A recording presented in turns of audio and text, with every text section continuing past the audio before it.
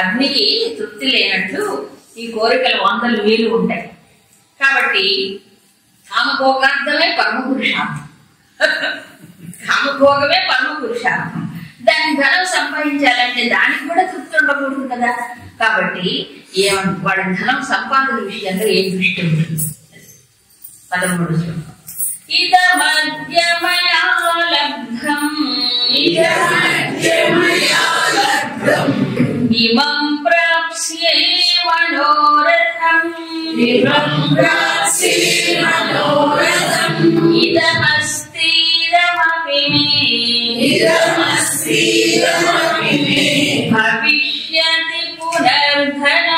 భవిష్యతి పునర్ధనం అసౌ మయా హతశత్రుః హరిష్యే చ పరానపి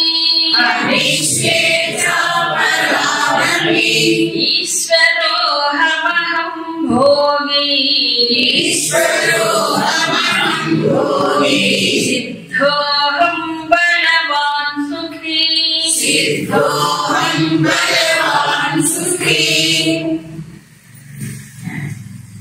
అద్య ఈరోజు ఇదం మయా లబ్ధం అంటే ఈరోజు నాకు ఇంత ధనం వచ్చింది. మీ మనోరథం ప్రాప్స్యే అంటే నా కోరిక ఇవాళ తీరేది. తర్వాత ఇంకంత లేదుగా ఇంకా ఇదమస్తి అంటే ఇప్పుడు నాకు ఇంత ఉంది. పునః మీ భవిష్యత్ ధనం ఇంకా ఇంకా సంపాదించుకోవాలి. ఇప్పుడు ఎంత ఉంది, ఇవాళ వచ్చింది ఎంత ఉంది, రేపు ఇంకా సంపాదించుకోవాలి. దేనికి? ఈ కోరికలు తెచ్చుకోవాలి. అది తృప్తి సంతృష్టి అనేది లేదు. అంటే ఇవాళ వచ్చింది కదా, సరేలే వచ్చిందంతా ఏదో హాయిగా ఉందా అనుకోడు. మళ్ళీ ఏంటి ఇంకా రేపు ఏమొస్తుంది, ఇంకా ఎంత పెంచుకోవాలి, ఇవన్నీ ప్రణాళిక వేస్తూ ఉంటాడు. ఎప్పుడు డబ్బులకే, ఈ డబ్బులకే కానీ భగవంతుడి గురించి లెక్క లేదు.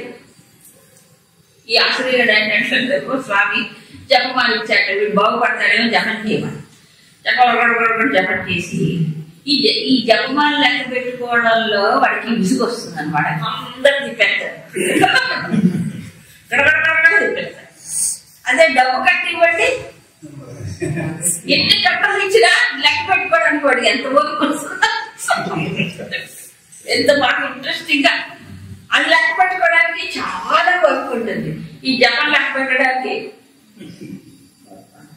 అసలు చేయడు, ఓపిక కలుస్తుంది. అప్పటి వాడికి దేవుడు లేడుగా. ఆశ్రయగుణాలు కలిగిన వాడికి ఒకవేళ ఉన్నా దేవుడు కూడా వాడు ఏం చేస్తాడంటే తనకు అనుకూలంగా ఉంటేనే దేవుడు కూడా ఏం చేస్తాడంటే తన కోరికలు తీర్చుకోవడానికే దేవుడు. అంతే. రావణాసురుడు భస్మాసుడు, శివుడు ఏం చేశాడు? భస్మాసుడు ఇలాగే ఉంటాయి. ఏం చేశాడు? నేను ఎవరి నెత్తి మీద పెడితే వాడు భస్మం పోవాలి. ఏం చేశాడు? అందుకే మీ నెత్తి మీద చేయబెడతా. అంతే. అయ్యో దేవుడు కదా అభిపించాడు అనుకోడు, నెత్తి మీద చేయబెట్టాడు, పెడతానికి ప్రయత్నం చేశాడు. ఏమయ్యాడు? వరకు ఆ విష్ణు భగవాన్ వచ్చి రక్షించాడు కైలాసాన్ని. ఈ దేవుడు బోళశంకరుడు పాప వరాడిస్తూనే ఉంటాడు. ఆయన వచ్చి పాప ఆ కష్టాలన్నీ ఆయన పాడు, ఈయనేమో మంచివాడు వరాడిస్తుంటాడు కూర్చొని. ఆయన ఈ ప్రాబ్లం వస్తే ఆయన వచ్చి రక్షించుకోవాలి. మళ్ళీ ఇది ఒక లీల అనుకోండి. అలా ఏమిటంటే భగవంతుడు అనేవాడు ఒకడు ఉన్నాడు, మనం అదే అసలు లక్ష్యం.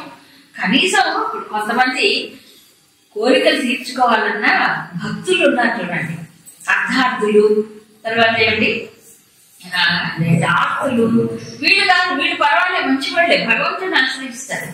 ఏదో కోరికలు తీర్చుకోవాలన్నా భగవంతుడు తిరుగుతాడు, కష్టాలు వచ్చిన భగవంతుడు. ఇది అలా కాదు, అసలు భగవంతుడు లేడు, ఈ సృష్టికి ఏమీ లేదు, నేనే తర్వాత ఇస్తున్నాను. కాబట్టి వీళ్ళు దృష్టి అంతా అక్కడ భగవంతుని ఆశ్రయించే. ఒకవేళ భగవంతుడి గురించి వాడు ఏమైనా తపస్సు చేసినా, అథవా ఆ వరాలు ఎట్లాంటి వరాలు కోరుతాడు? ఇట్లాంటి వరాలు, వినాశకరమైన వరాలే కోరుతాడు కదా.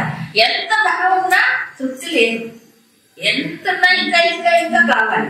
కాబట్టి అంతులేని కోరికలు తీర్చుకోవాలంటే తనకున్నది సరిపోదు, తను కష్టపడి సంపాదించింది సరిపోదు. కాబట్టి అన్యాయేన అర్ధ సంచయ, అన్యాయంగా సంపాదించాలి. అన్యాయంగా సంపాదించాలంటే ఎవరైనా కష్టపడుతున్నవాడు జనం నాకు ఇవ్వటి ఇస్తాడా, వాడిగా ఉందా? అందుకని ఏం చేయాలి, వాడిని పట్టాలి, లేదా వాడిని నాశనం చెయ్యాలి, లేదా వాడిని మోసం చెయ్యాలి, అట్లే సంపాదించాలి అంతే.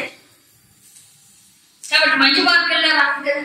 అసౌమయా అతశత్రుభో, చూసారా పైకి వీళ్ళు ఎంత ఘోరమైన ఆలోచనలు అంటే, ఈ రోజు వీడి పని సహా హరిష్యేచ అపరానకి, ఇక రేపు వాడి పని పడ్డా. ఇదే వాళ్ళ టార్గెట్స్.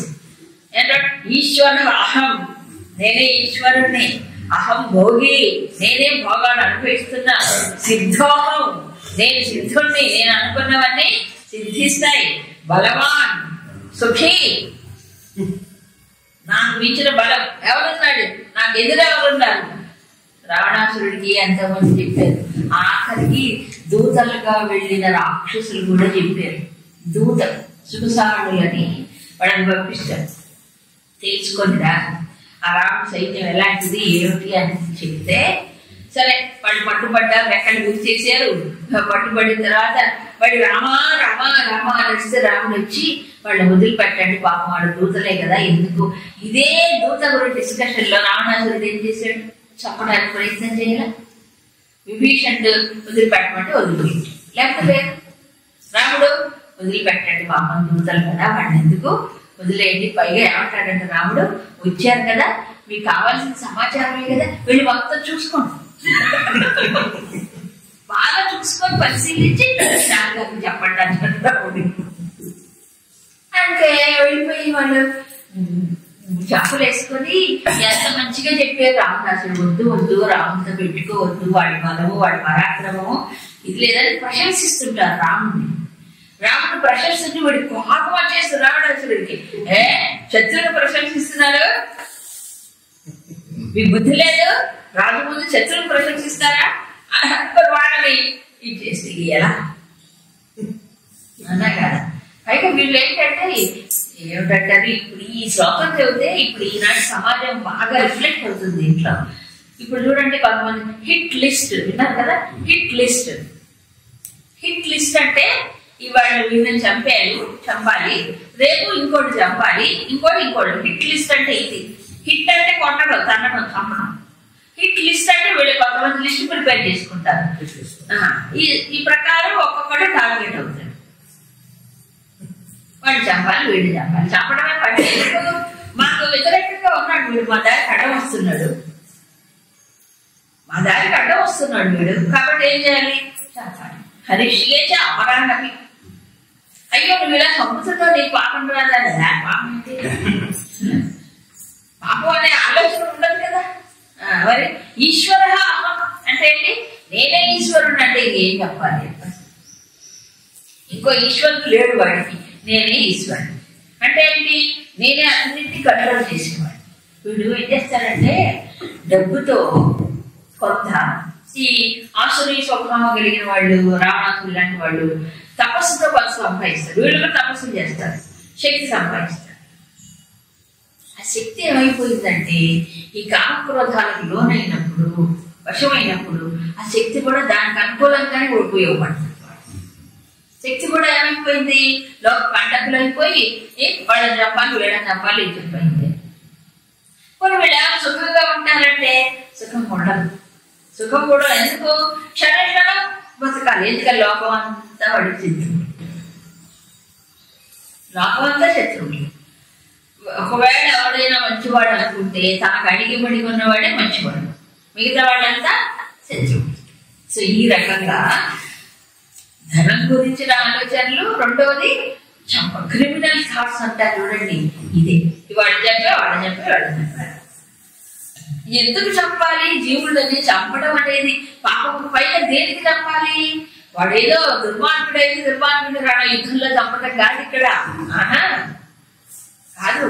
మరేమిటి, వాడి లక్ష్యమే అల్పమైన దానికోసం ఏమైనా చేయగలరు. నిజమండి, ఇవాళ రేపు గ్రూప్స్ ఉంటాయంట. ఏ గ్రూప్స్ అంటారు వాటిని, ఉగ్రవాదులు. సరే, రకరకాల దళాలు ఉన్నాయి. ఆత్మాహుతి దళం కొత్తగా ఆత్మాహుతి దళం. ఏంటంటే ఆత్మాహుతి, నేను చావనైనా చావాలి, వాడిని చంపనైనా చంపాలి, వాడిని చంపడానికి నేను చచ్చిపోయినా పర్వాలి. ఎంత ఘోరమైన ఆలోచన. నేను చచ్చిపోయినా పర్వాలి, వాడిని చంపాలి కదా. అందుకని ఏం చేస్తారు, బాంబులు పెట్టుకుంటారు. అవతల వాడి దగ్గరికి వెళ్ళి వీడు చచ్చిపోయినా పర్వాలి, వాడు చావాలి. అంటే ఆలోచనలు ఎంత దిగజారిపోయినాయి కదా అనిపిస్తుంది. అదే ఆసురీ స్వభావం. ఇవన్నీ ఈ పరిస్థితులు చూస్తే ఇప్పుడు మనకు అదే చెప్తుంది, ఆసురీ గుణములే బాగా సామ్రాజ్యాన్ని ఎదుగుతూ ఉంటాయి.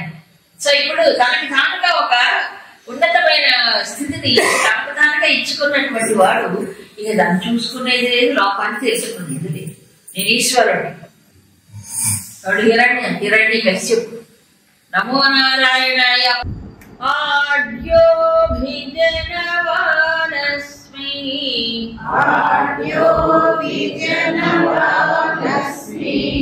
కోన్యోస్తి సదృశో మయా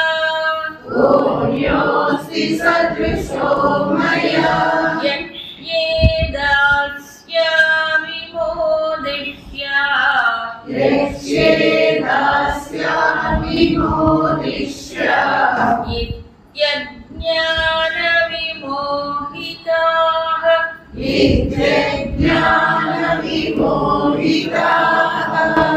ప్రహ్లాద్ అంటున్నారు, నారాయణ ఎవరు, హిరణ్యాయ నమః అనమల్లా. హిరణ్యం అంటే ఏంటి, బంగారం.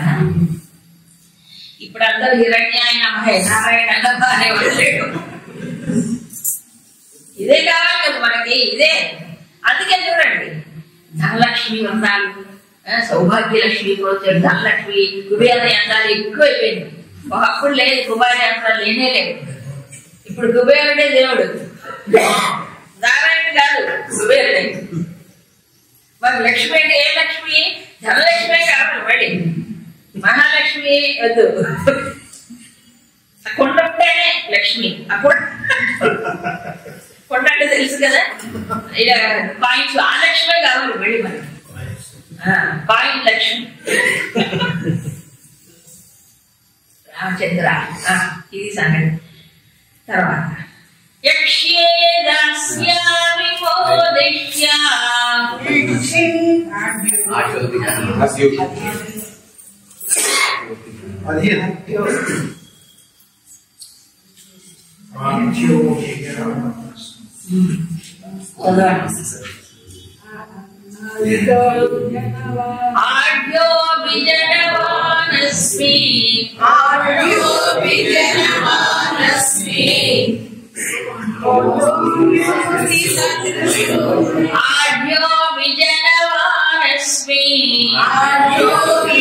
ఆడ్యోభిజనవానస్మి కోన్యోస్మి సదృశో మయా యక్ష్యే దాస్యామి మోదిష్యా యజ్ఞాన విమోహితాః.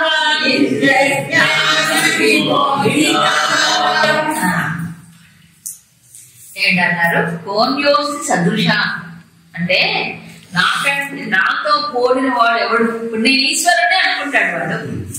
నేను ఈశ్వరుడే అనుకున్నప్పుడు ఆటోమేటిక్ గా ఏమవుతుంది, నాతో సమానమైన ఎవడో ఉన్నాడు అంటే నాతో సమానమైన శక్తి సామర్థ్యాలు కలిగిన వాడు ఎవడు ఉన్నాడు.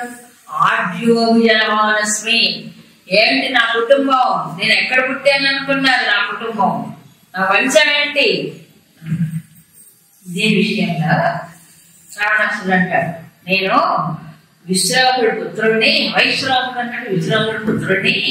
మా వంశం పులస్త్య వంశానికి సంబంధించిన వాడిని, పులస్త్య బ్రహ్మ ఆయన, ఆ వంశానికి చెందిన వాడిని అని చెప్పుకొని పరిచయం చేసుకుంటాడు. సీతాపహరణానికి వచ్చినప్పుడు, సాధువేషంలో ఉన్నప్పుడు. తర్వాత ఒరిజినల్ స్వభావాన్ని చూపిస్తాడు. తీసుకొని సీతమ్మను ఎత్తుకోవడానికి అప్పుడు సీతమ్మ గట్టిగా ఉంటుంది, నీకు సిగ్గులేదా, పులస్త్య వంశానికి చెందిన వాడిని అనుకుంటున్నావు, విశ్రాసు పుత్రుడు అని చెప్తున్నావు, ఇలా మోసం చేసి మారు రూపంలో వచ్చి స్త్రీని అపహరించడానికి సిగ్గులేదా ఆ వంశంలో నుండి? అది ఆలోచించడు. వంశం గొప్పతనం గురించి చెప్తాడు, బట్ వంశం యొక్క గొప్పతనాన్ని నిలబెడుతున్నావా? వాళ్ళు ఎలా ఉన్నారు అని ఉండదు. ఆర్జోవి జనవానస్మి, నేను చాలా గొప్ప వంశానికి చెందినవాడిని, జనవానస్మి. ఎంతమంది బలం నాకు, ఎంతమంది బలం? ఎవరు? రాక్షస బలం. కాబట్టి ఇలాంటి వాడి చుట్టూ ఉండేవాళ్ళు రాక్షసులే ఉంటారు. మంచివాడు ఎవరు వాడి చుట్టూ ఉంటాడు. కాబట్టి రాక్షస సైన్యం పెంచుకుంటాడు, పెరుగు. కాబట్టి నా చుట్టూ ఎంతమంది ఉన్నారు, నా సపోర్టర్స్ కదా అనుకుంటాడు. యక్షియే దాస్యామోదిష్య అంటే ఏంటి? నేను కూడా యజ్ఞం చేస్తాను, నేను కూడా దానం చేస్తాను, నేను కూడా బాగా సంతోషంగా సుఖంగా ఉన్నాను నేను. ఇది అజ్ఞాన విమోహిత, అజ్ఞానం చేత విశేషమైన మోహాలు ఎదుర్కొంటారు. విచిత్రం ఏంటంటే వాళ్ళు చేసే యజ్ఞాలు కానీ వాళ్ళ దానాలు కానీ వాళ్ళు అనుభవించే సుఖాలు ఎలాంటివి? అంత లో స్టాండర్డ్స్. ఉత్తమమైన దాంట్లో సుఖపడాలి అందరూ, అల్పమైన దాంట్లో సుఖం. అలాగే యజ్ఞాలు, ఏం యజ్ఞాలు చేస్తారు వాళ్ళు? ఎలాంటి యజ్ఞాలు చేస్తారు? అన్ని అంటే మారణ హోమాలు, మంచివి ఉన్నాయి, మారణ హోమాలు కూడా ఉన్నాయి. ఎందుకంటే లంకా నగరంలో కూడా యజ్ఞాలు చేసేవాళ్ళు, జపాలు చేసేవాళ్ళు ఉన్నారండి. రాక్షసాచరణ వాళ్ళు చేసే జపాలు అలాగే ఉంటాయి, వాళ్ళు చేసే యజ్ఞాలు కూడా అట్లే ఉంటాయి. వినాశకరమైనటువంటి శాంతి హోమాలు ఉండవు, లోకక్షేమం కోసం చేసేది ఉండదు. నాశనకరమైన శక్తుల్ని ప్రేరేపించి ఇంద్రజిత్తు నికుంభలాదేవి ఆలయంలో వాడు హోమం చేస్తాడు. వాడు హోమం చేసి తర్వాత ఆ మంత్ర జలంతో రథం పైన చల్లితే ఆ రథం ఏమో అదృశ్య రూపంలో ఉండి వాడు ఆకాశంలోకి ఎగిరిపోయి కనిపించకుండా యుద్ధం చేస్తాడు. అది వాడి శక్తి. ఏ శక్తిని పట్టుకుంటాడు? ఆది శక్తిని పట్టుకోడు, ఇక జ్ఞానశక్తులు పట్టుకుంటాడు. దుష్ట శక్తులు, వినాశకరమైన శక్తులు అంటారు, అల్పక్షుద్ధ శక్తులు, వీళ్ళు ఆశ్రయించేదంతా అదే. అలాగే ఉంటుంది. కాబట్టి వీళ్ళు కూడా యజ్ఞం చేస్తారు. తర్వాత దాస్యామి, దానాలు కూడా ఇస్తాడు. ఆ దానం ఎలాగుంటుందంటే అది కూడా రాజసిక దానం. తర్వాత చేసే యజ్ఞాలు కూడా రాజసికమే, సాత్వికమేమి ఉండదు. సాత్వికమైన దేవతలు పట్టుకోడు. తర్వాత మోదిష్ట, వాడి దృష్టిలో నేను చాలా సుఖపడుతున్నానని అనుకుంటున్నాను. ఎందుకంటే ఈ కోరిక తీర్చే సుఖం అని అనుకున్నప్పుడు, కోరిక తీరినప్పుడు ఏమవుతుంది? అతనికి సుఖం వచ్చినట్టుగా అనిపిస్తుంది. అజ్ఞాన విమోహిత. సో ఒక రకంగా ఏంటంటే పంజరంలో చిక్కిన చిలకలాగా ఈ కామ క్రోధములు అనేటువంటి దాంట్లో తనంతటి దాన్ని బిగించుకుంటున్నాడు. దీంట్లో సుఖం ఉంది అనుకున్నాడు కాబట్టి సుఖం వచ్చినట్టుగా తృప్తి పడతాడు. దాంట్లో కామసుఖమే సుఖం అనుకుంటాడు, ధనం వస్తేనే సుఖం అనుకుంటాడు. దాని పైన ఉంటుందనే ఆలోచన లేదుగా. ఏదాం దృష్టి మవశిత అంటే ఈ అల్పదృష్టితోనే బ్రతుకుతాడు. కాబట్టి వాడికి ఇంకా ఏమవుతుంది? నేను గొప్పవాడిని అని తనకుతానే అనుకుంటాడు. ఎవ్వరు వాడి గొప్పతనం గురించి చెప్పకపోయినా నేనే గొప్పవాడిని తనకుతాను అనుకుంటాడు. ఇది స్పష్టంగా ఆసురి గుణాన్ని తెలుస్తుంది. అసలు ఆలోచన ఉండదు ఒకడున్నాడు ఈశ్వరుడు అని. పెద్దలు ఉన్నారు అనుకోరు. ఎవరిని తండ్రిని తాతని ఎవరిని లెక్క చేయడు. రావణాసుడు దుర్యోధనుడు లెక్క చేశాడా? దుర్యోధనుడు మరి ఎవరు తాతగారు? భీష్మాచార్యుడు, తర్వాత కృపాచార్యులు, మరి ద్రోణాచార్యులు, విదురుడు అందరు చెప్పారు. తల్లి గాంధారి చెప్పింది. ఎవరు చెప్పలేదు? అందరు చెప్పారు. వ్యాస భగవానుడు వచ్చి చెప్పారు. ఎవరు చెప్పినా కాబట్టి ఇవన్నీ చూస్తే ఈ క్యారెక్టర్స్ కేవలం ఇతిహాస పురాణాల్లో లేవు. ఎక్కడున్నాయి? ఇగో సమాజంలో కూడా ఉన్నాయి. సమాజంలో కూడా కళ్ళకు కట్టినట్టు కనిపిస్తాయి. కాబట్టి వాళ్ళు ఎలా పుట్టారంటే ఒక విపరీతమైనటువంటి అజ్ఞానము చేత విపరీతమైన మోహం కలిగినప్పుడు ఉన్నది ఉన్నట్టుగా చూడలేరు. జీవితాన్ని కానీ తనని కానీ తన యొక్క వ్యవహారాన్ని కానీ చూడలేదు. కాబట్టి ఏమంటారు? అనేక చిత్త విభ్రాంతాః మోహజాల సమావృతాః ప్రసక్తాః కామభోగేషు పతంతి నరకేషు చౌ.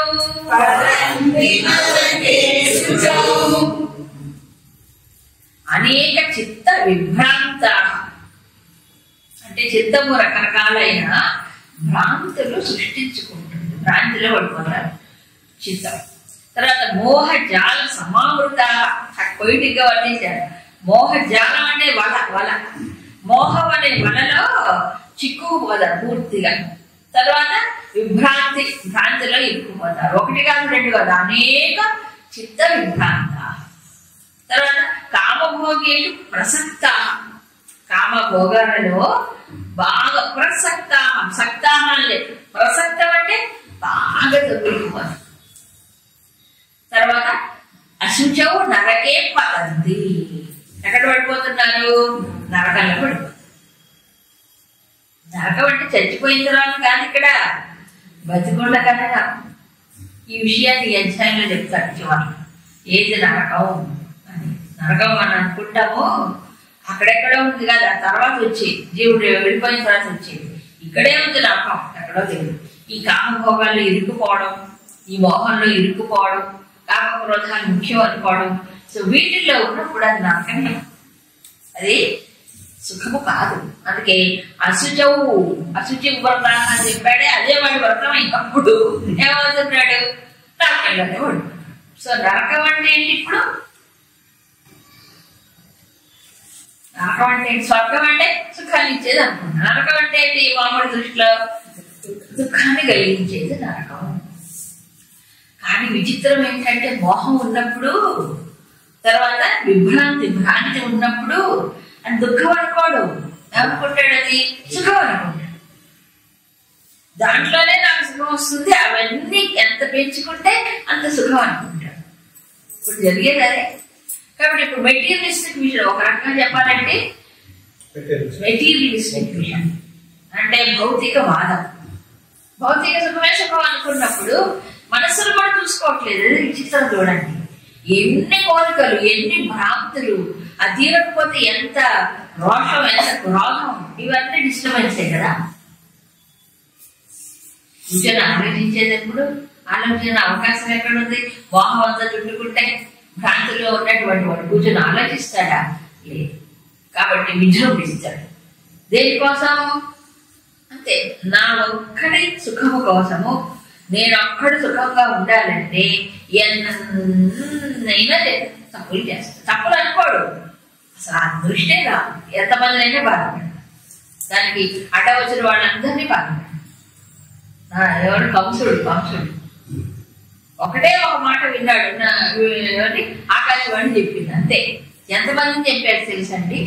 మొత్తం ఆ చుట్టుపక్కల పల్లెల్లో, పట్టణాల్లో ఉండే పెరిగి పుట్టే బాలబాలికలందరినీ చెప్పేసి ఒక్క కృష్ణుడు తనకు దొరకలేదని, అంతేగా ఆయన పుట్టాడు, ఎక్కడ వెళ్తున్నాడో తెలిసింది.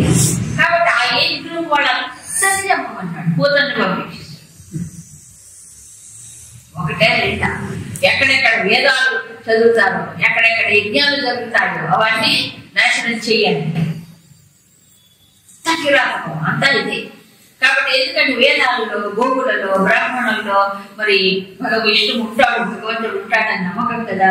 ఆ స్థానాలన్నింటినీ నాశనం చేయాలి. ఇంకా అంతదాకా రాలేదనుకోండి,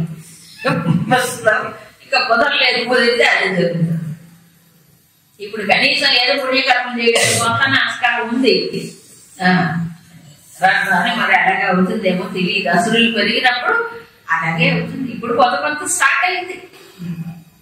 సరే, తర్వాత ఇంకా ఎలా ఉంటారు? ఆత్మ సంభావిత స్తబ్ధా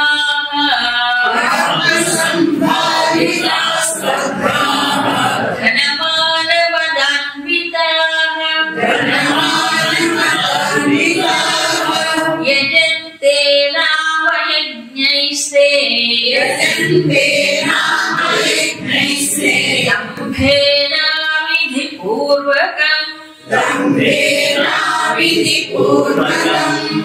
యక్ష్య దాస్యామి, నేను యజ్ఞాలు చేస్తాను, నేను దానాలు ఇస్తాను అంటాడు కదా. వాళ్ళు చేసే యజ్ఞాలు కూడా ఎలా ఉంటాయి? యజంతే నామయజ్ఞం.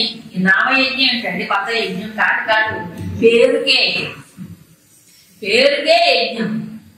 ఊరికే నామమాత్రం అంటారే, ఆ నామమాత్రంగా చేస్తారు. అంటే దగ్గు ఎక్కువ ఉంటుంది కాబట్టి అవిధిపూర్వకం. అవిధిపూర్వకం అంటే ఏ పద్ధతి చేయాలో ఆ పద్ధతిలో చేయడం. అంటే వ్యతిరేక వాడు ఇష్టం వచ్చినట్టు చేస్తుంటారు ఆ యజ్ఞాలు కూడా. ఇక ఆత్మ సంభావిత అంటే ఏంటి? తను తానే గౌరవించుకుంటాడు. ఎందుకు ఇంకెవరు గౌరవించండి? స్తబ్ధాహ, మొండితనం, పట్టుదల, మొండి పట్టుదల, మూర్ఖ పట్టుదల. ధనమాన మదాన్విత, ధనము తర్వాత దురభిమానం, దీంతో మదంతో కూడుకొని ఉంటాడు. సో అలాంటి వాళ్ళు యజ్ఞం చేసిన పేరుకే యజ్ఞం తప్ప అందులో అవిధి పూర్వకం. రావణాసురుడు కూడా అంటారు కదా, శివుడు కోసం చేశాడు. ఏం చేశాడు? తలకాయ ఇచ్చుకున్నాడు. 10 తలలు ఉన్నాయి కదా వాడికి, ఒక్కోసారి ఒక్కో తల సమర్పణ చేశాడ. ఇక పాపం శివుడు ఏం చేస్తాడు? వీడు చచ్చిపోతాడని చెప్పి ఆయన కరు నుంచి పరీక్షిస్తాడు. తలకాయ ఇవ్వమని చెప్పాడు, ఆహుతులు ఇవ్వమని చెప్పాడు. ఆహుతులు ఇవ్వాలి, దేవతలు తృప్తిపట్టాలి. అందుకని యజ్ఞం అంటే మా ద్రవ్య యజ్ఞం చూసుకున్నా ఆహుతులు ఇవ్వాలి. ఆహుతులు ఏమి ఇవ్వాలి? దానికి ఓ నెయ్యో, ఓ సంగలో, ఓ చెరువు అవి కదా ఇవ్వాలి. దేవతలు తృప్తి కలిగించండి. తలకాయ ఇస్తే ఏమంటే ఏ యజ్ఞం అది? మన తలకాయ దేవుడికి, తలకాయ బాగా విశ్లేషించుకోమని దేవుడు చెప్పాడు. తలకాయ ఇస్తే ఏమిటి? అవిధి పూర్వం. ఏం చేసినా అంటే ఒక పద్ధతి, ఒక నియమం ఏమి ఉండదు. అండి నెయ్యి వెయ్యాలండి, ఆవు నెయ్యి అండి. ఎక్కడ దొరుకుతుందని ఆవు నెయ్యి దాటే పర్వాలేదు, అంతే. కాంప్రమైజ్ అయిపోవాలి, పద్ధతిగా చేయాలంటారు. మంత్రాలు ఏమో చెప్పాలంటే భయం వేస్తుంది, కష్టం. చేయించేవాళ్ళు లేరు, చేసేవాళ్ళు లేరు. ఆ రకంగా చేయించేవాళ్ళు కూడా అండి. ఇప్పుడు రావణాసురుడు రాజ్యాల్లో చేయడానికి కూడా కుదరదు. ఎందుకంటే ఏమనుకుంటారు వాళ్ళు, ఇంకొక తొందరగా కానీ టైం అయిపోతుంది అంటే అది పూరి కానీ వృత్తం కానీ ఏది కానీ తొందరగా తీసేయాలి. టైం అయిపోతుంది, అంతసేపు ఎట్లా మీరు చేస్తే అంతే కదా. వీళ్ళు ఫోటోలు తీసుకోవడానికి, వీళ్ళు దానిలో పంచుకోవడానికి, గ్రూప్ ఫోటోలు తీసుకోవడానికి, డ్యాన్స్ చేయడానికి వాళ్ళు బోల్డ్ టైం. మంత్రాలు చదవడానికి టైం. దేనికి ఇంపార్టెన్స్ ఇస్తున్నారు కదా? ఆత్మసంభ. పైగా ఎవరికి వాళ్ళు ఏంటంటే మేము మోడర్న్ ఏజ్ లో ఉన్నాం, ఇది ఆధునిక యుగం, ఇది ఒక కొత్త స్టైల్, ఇది ఒక ట్రెండ్. ఇప్పుడు ఇక ట్రెండ్ కదా అనుకుంటా. అవునా? ధనమా, ఎందుకు ఇదంతా డబ్బుల ప్రైజుల్లో బాగానే ఉంటారండి. డబ్బులు పెరిగిపోయి ధనమాన పదాన్విత. ధనము మానం, దురభిమానం. ఏంటి? నేను వాట్సాప్ లో పెడితే నాకు ఎన్ని లైకులు వచ్చాయనుకుంటున్నారు? లైకులు అన్ని లైకులు వస్తే వాడు అంత గొప్పవాడు అయిపోతాడా? ఏంటి? దురభిమానం. అవునా కదా? తర్వాత ధనం, ఇది అందుకన్నాడు అక్కడ భాగవతంలో ఒక కుబేరుడికి నలకూబరు మణిగ్రీవులని 2 సోదరులు ఉన్నారు. వాడు గంధర్వులే, కానీ ఏమైపోయింది వాడికి చెప్పాను కదా, ఈ ధనము ఇది మానము ఎక్కువైనప్పుడు మదం పెరుగుతుంది. మదం పెరిగినప్పుడు నేనెవరు, నేనేం చేస్తున్నాను, ఏం చెయ్యాలి, ఎక్కడున్నాను అనేది మర్చిపోతాను. అంత గొప్ప స్థాయిలో ఉన్నటువంటి వాడు కాస్త వీళ్ళు అశ్లీలమైన ప్రవర్తన ద్వారా నాటు మహర్షి యొక్క శాపానికి గురి అయ్యి చెట్లుగా పుట్టాడు. అందుకే కృష్ణుడు వచ్చి వాళ్ళని ఏం చేశారు? శాపం భోజనానికి యవనార్జున భంగలీల చేశాడు. ధనపాలన ఎక్కువైపోయినప్పుడు అలా స్తబ్దం అంటే ఏంటి? మొండితనం. రావణాసురుడికి సలహా ఇస్తే ఎవరు తాతగారు అందరూ సలహా ఇస్తే ఏమన్నాడు తెలుసా? నన్ను 2గా చీల్చిన నా స్వభావం మారదు. ఏం చేస్తారు? ఏం చేస్తారు? ఒకటే సామెత, చెబితే వినకపోతే జడంగా చూస్తారు. ఇది సామెత. చెప్తే వినలేదు ఏమవుతుంది? సర్వనాశనం అయిపోతే చూస్తూ ఉంటారు. స్తబ్దం.